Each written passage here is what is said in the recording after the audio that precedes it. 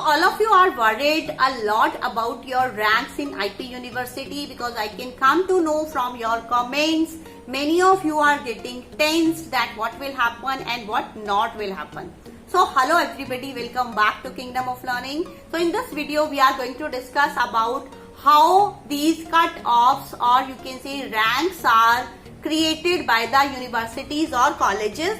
So especially I have like in the title I have written about IP University, but actually it applies to all the universities and all the colleges. Like how do they count the number of students which have to be given admission in a particular year in particular colleges in particular courses. So we are going to discuss about all these things. So stay tuned, watch the video till last, don't skip in between. And if you find it useful, do share it with others also because everybody wants to know this thing. What is the criteria for cutoffs? What are the parameters for cutoffs? This and that. So let me tell you here very clearly. There are so many parameters. Means there are so many factors on the basis of which this cutoff or these ranks are created by the universities or the colleges. Right? So you people can assume. Only assumption can be made, only guesswork can be done, but final thing will be clear only when your results will be announced. The most important thing is the number of candidates who have appeared in the entrance exam or those who have filled the forms. First, the most important thing is that suppose last year a certain number of students had filled the form, this year this number has increased. So obviously cutoff will go up, right? So first is the factor number of students who have filled in the form. Second parameter will be number of seats for different colleges for different courses. Means suppose for your course number of seats are these many and these many students had filled their form. So then on the basis of the marks which they have got, one merit list is prepared. Then one more factor is also considered, that is the difficulty level of entrance exam.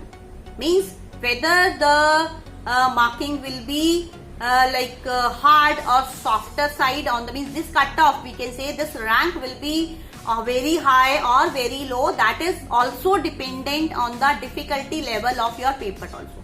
Means if your paper was very easy, then the cutoff may be higher. If the paper was difficult, then the cutoff means the rank will be bit lower. So that is one more thing. And the most important thing is that what was the admission record of last year. So this thing is also considered.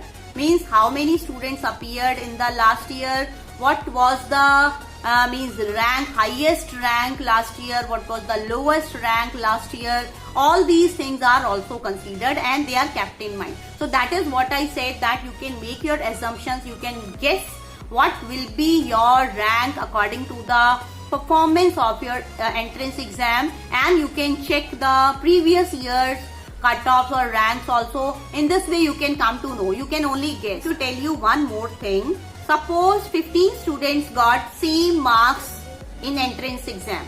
Then how will the university decide that which student should be given which rank? So for here something very interesting is there to know for all of you. Means all of you should know this thing. What will be the criteria? The university will create that rank. Means then they will see the marks of your 12th class.